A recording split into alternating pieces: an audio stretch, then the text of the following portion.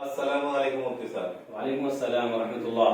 کافی دنوں سے میرے دماغ میں ایک کوشچن آ رہا تھا کہ اکثر میں جب نمازوں میں جاتا ہوں تو چھوٹے چھوٹے بچے جو 10 سال 12 سال 11 سال کے بچے رہتے ہیں نماز پڑھتے رہتے ہیں تو ہمارے بھائی کچھ لوگ ان کو ہاتھ پکڑ کے پیچھے کر دیتے ہیں, ہماری صفوں میں بڑوں کی صفوں میں منع کر دیتے ہیں. یہ مجھے کہیں نہ کہیں غلط لگ رہا ہے. آپ سے جاننا چاہتا ہوں کیا ان بچوں کی وجہ سے ہماری نمازیں خراب ہوتی ہے؟ یونس بھائی, آپ کا سوال بہت ضروری ہے آج کے ٹائم پہ. آپ کا سوال یہ ہے کہ بچہ اگر مردوں کے صف میں کھڑا ہے, بڑے لوگوں کے صف میں کھڑا ہے, اور کچھ لوگ آتے ہیں نماز کی حالت میں ان کو پکڑ کے پیچھے کر دیتے ہیں, ایسا کرنا صحیح ہے؟ یہ آپ کا سوال ہے. جی دیکھیں, آپ نے 11 سال اور 12 سال بتایا ہے. اللہ کے نبی صلی اللہ علیہ وسلم نے فرمایا ہے مروا اولادکم بالصلاۃ وهم 7 سنین. جب آپ کے بچے, جب آپ کے لڑکے 7 سال کے ہو جائیں تو انہیں نماز کا حکم دو. یعنی وہ 7 سال کی عمر میں کیا ہو جا رہے ہیں, نماز کے مکلف ہو جا رہے ہیں. تو اگر 12 سال چھوڑو, اگر 8 سال کا لڑکا ہے, سمجھدار ہو گیا, اس کو پتا ہے کہ مسجد کا احترام ہے, نمازیں میرے اوپر ضروری ہو گئی ہیں, نمازیں مجھے پڑھنا ہے, اور وہ نماز پڑھ رہا ہے تو وہ مکلف ہے نماز کا. اگر اس کو ہم پکڑ کے پیچھے کھینچتے ہیں تو اس کی نماز ٹوٹ جاتی ہے, اس کی نماز ختم ہو جاتی ہے. اور ایسا عام لوگ نہیں کرتے ہیں, کوئی بھی آ کے نہیں کرتا ہے, بلکہ بڑی بڑی گاڑی والے, مسجدوں کے ذمہ دار ایسا کر رہے ہوتے ہیں, کیونکہ انہوں نے دین پڑھا نہیں ہے, دین سمجھا نہیں ہے. انہوں نے اوپر سے بس دیکھ لیا ہے اور مسجدوں کے ذمہ دار بن گئے ایسے جاہل قسم کے لوگ کہ بچوں کی نمازوں کو خراب کر دیتے ہیں. اور کیا کہتے ہیں کہ اگر یہ بڑوں کی صف میں کھڑے ہو جاتے ہیں تو بڑوں کی نمازیں خراب ہوتی ہیں. ایسا بالکل بھی نہیں ہے.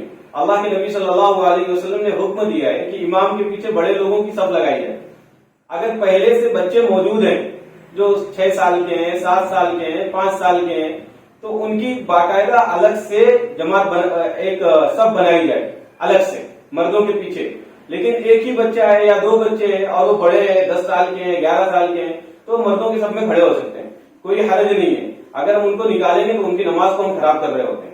تو ایسے لوگوں کو چاہیے, جو اس طریقے کے لوگ ہیں جو بچوں کے ساتھ سختیاں پیش کرتے ہیں یا سختیوں سے پیش آتے ہیں کہ تم نے نماز میں آواز کری, تم چلاتے ہو نماز میں, پیچھے جاؤ, کل سے مسجد میں مت آؤ.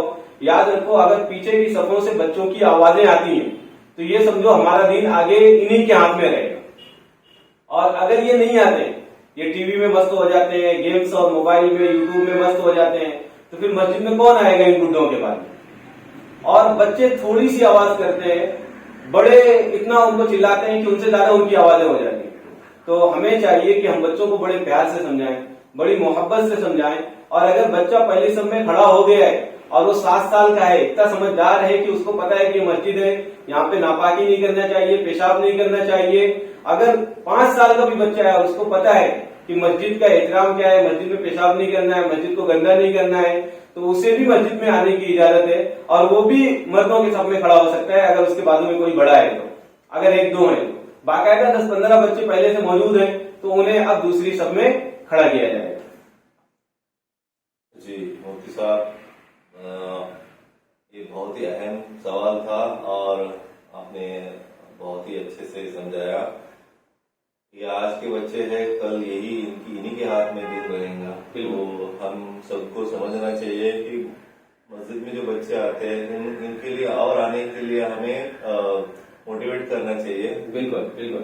یہاں اگر یہ نہیں کریں گے, اگر ہم ایسے اگر برتاؤ کریں گے تو بچے اگر مسجد میں آنا بند کر دیں گے تو اس کا گناہ ہم پہ ہی لگے گا, ہم پہ ہی لگے گا, اور ہم ہی اس کے ذمہ دار رہیں گے. ہم ہی اس کے ذمہ دار. ہر ایک کو سوچنا چاہیے کہ بچے مسجد میں آئے, نماز پڑھے اور کل کے لیے ہمارے دین کو بڑھانے والے داعی بنے.